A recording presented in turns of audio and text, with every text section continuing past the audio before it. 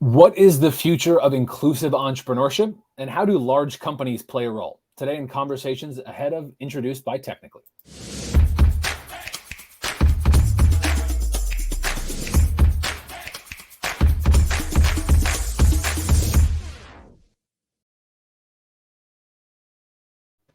Hey, I am Chris Wink. I am the co-founder and CEO of Technically, a news organization that serves a community of technology professionals and entrepreneurs. Today, ahead of our Introduced conference on May 12, 2022, and next in our line of conversations, we're talking about inclusive entrepreneurship, and specifically how the corporate and publicly traded company community has increasingly identified with pushing forward the improvement of both workforces and entrepreneurship skills. To talk about that, I'm joined by Stacy Cline. She is a senior director of corporate sustainability at GoDaddy. Stacy, thanks for being here. Hey, thanks for having me. I'm looking forward to our conversation. Me too. So, Stace, I was interested. This is something that you expressed interest in as a topic. This is something that you guys have been doing work on at GoDaddy, which we're going to hear a little bit about. Why don't you start with what's your own working definition of inclusive entrepreneurship and how it intersects with your own work at GoDaddy? Sure. So inclusive entrepreneurship means that anyone, no matter their age, race, gender, or socioeconomic background, should have the opportunity to pursue their independent venture. And factors like where you live shouldn't hinder your ability to making your dreams of being your own boss a reality.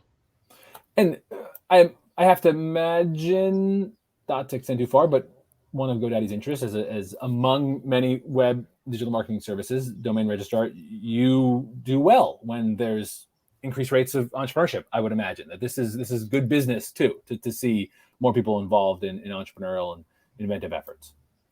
Absolutely. Yes, absolutely. We want to see more entrepreneurship. We want to see more folks starting micro and small businesses.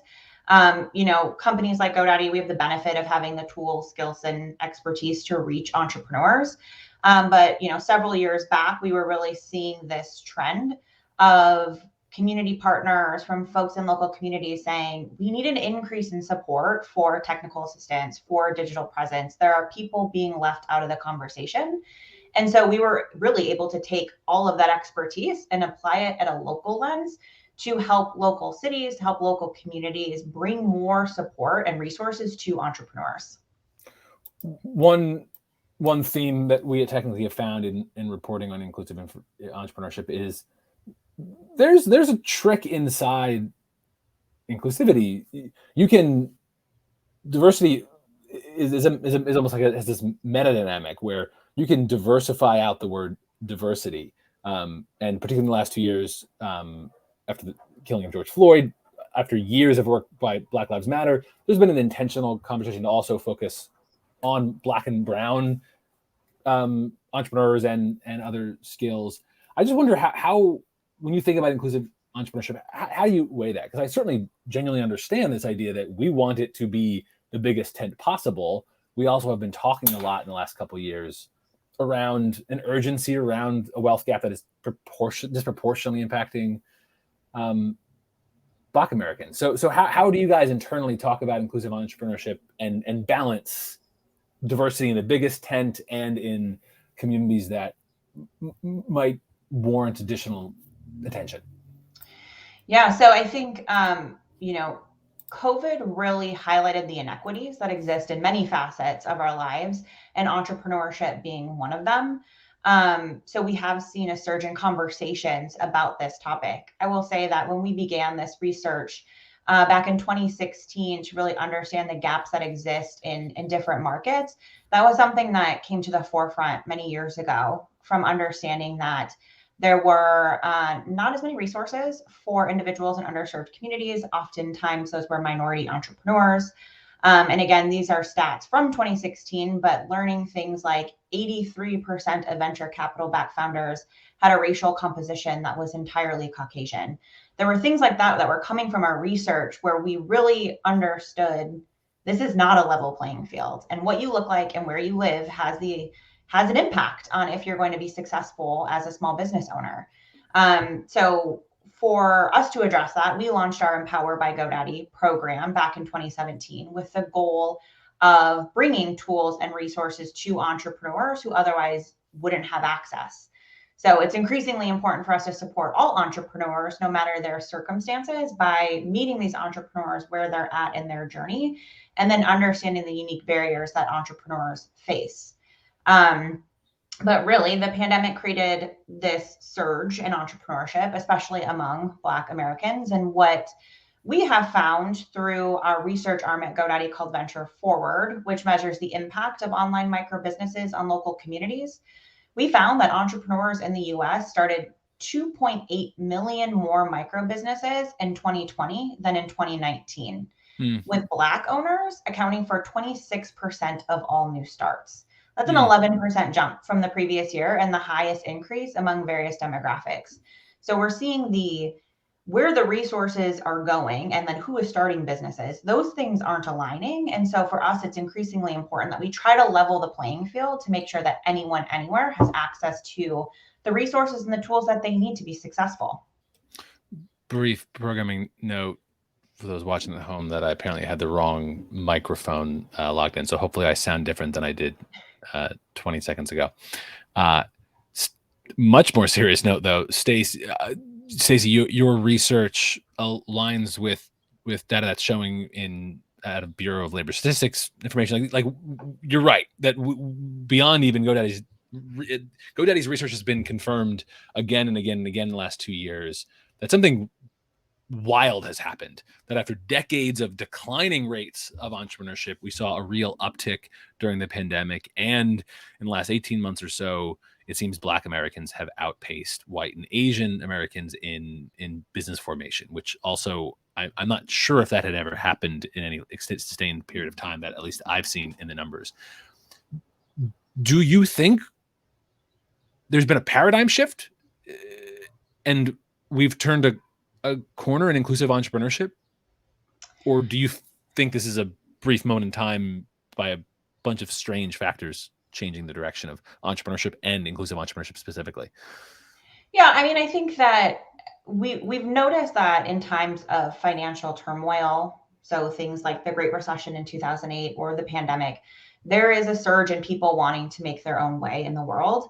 There's a spike during this time, but I do think that the pandemic created a shift in the way that people want to work and that they want to do something they're passionate about. So whether this was someone getting laid off during the pandemic and saying, okay, now is the time where I'm going to go and branch out and start my own business, or somebody who had a side hustle that said, you know what, I'm done with the corporate life. It's time to engage in this. Or it's just someone who's not interested in going back and working into an office and wants to have the flexibility to work from wherever. I think that we're going to continue to see this shift because people, they want to work differently and they want to do things that they're passionate about. What's interesting in the data is counterintuitively during downturns, there typically aren't these increases in entrepreneurship that we saw in 08, we saw in 01. I think the numbers do go back to the late 80s, I think, but we've seen in successive downturns, there's usually dips in business formation, and it's really on the upswing when we're at economic growth, we then see people, which is counter the narrative, right? Like we love the story of Airbnb and Uber came out of the Great Recession. They're really outliers. They're not actually the big trend. You actually make me think though, GoDaddy actually has a really interesting perspective, at least on the domain side. This may be way out of your lane of expertise, but maybe not in the spirit of inclusive entrepreneurship. Do you guys have much data or understanding? Like, do domain registrations peak in any kind of economic cycle, or does it help you predict any trends in what future entrepreneurship looks like? I don't want to give the wrong data here, so I won't. It's a deep question to or that a specific one. But what I will say is that with our Venture Forward research, one thing that we do see is that communities that have a higher density of micro businesses seem to recover faster from any type of recession or things like this. And so small business and entrepreneurship is a pathway to this economic inclusion and to boost local economies. Let's talk a moment there on micro businesses, which is a phrase that's showing up in more of the literature, and it's interesting that you guys identify with it. Makes sense. This obviously speaks to the clear point that there's lots of different ways to start a company, and we technically cover lots of companies that are very focused on a fast growth strategy through outside financing, but we cover bootstrap companies who build on their own revenue, and we also speak to individual contributors who, put out their shingle and do their work independently. You guys serve an array of folks, obviously. So talk to me a little bit about how you guys define micro business and why it remains, why you think it's an important part of our economic mix. Yeah, so we think of micro businesses as having 5 employees or less. And through our venture forward research, we also look at this of a domain name that's doing something. It's tied to something, it's active, it's doing something. So that's how we look at micro businesses. And micro businesses are increasingly important. Like I said, we can see that there is an impact when there are more micro businesses in any community. There are positive things that happen for that local economy. And so it is more important for us to continue investing in micro businesses from a corporate lens, from a policy lens, and really figuring out how we can better support individuals so that they're able to take that step and start their own business. A theme in the last handful of years has been this concept of stakeholder capitalism, which makes some people nervous for lots of different reasons that perhaps we can get into. But short of it, often tied to an iconic New York Times Magazine piece by economist Milton Friedman 50 years ago on defining that shareholder value is the most effective and efficient way to run a business.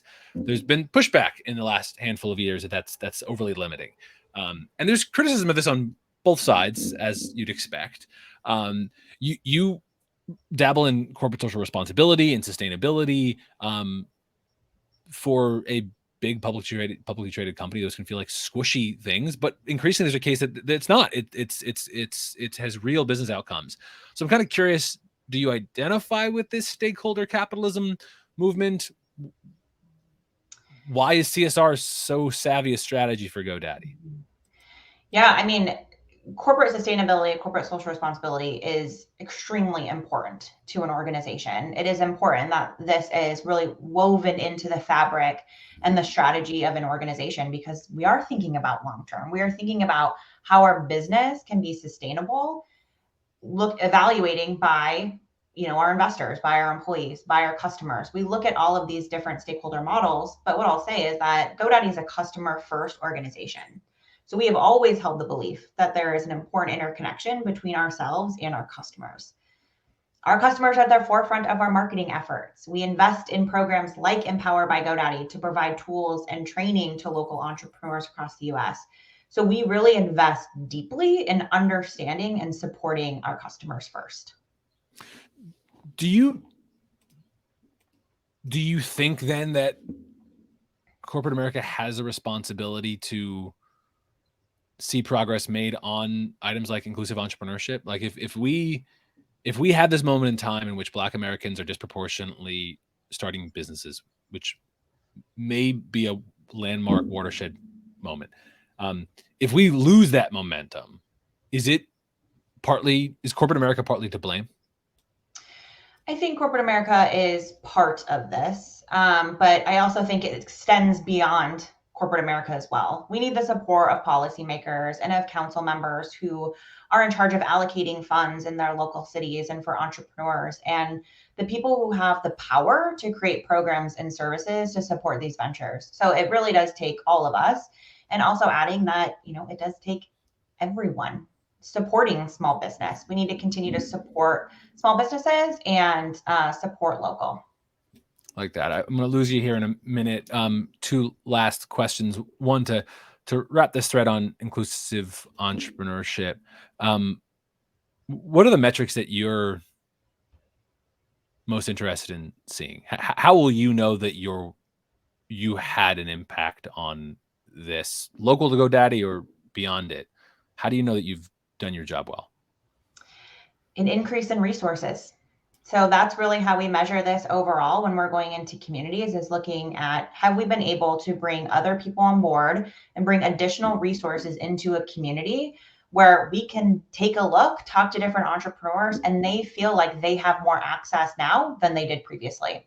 So that's really our goal of anyone anywhere should be able to access resources so they can start and grow their own business. Send us out with any other thoughts you'd have for other folks in CSR or corporate innovation, stuff that you've learned that can help others, even others building or doing this work even on smaller scales. Anything you've learned around that corporate stewardship that has felt lasting and important to you?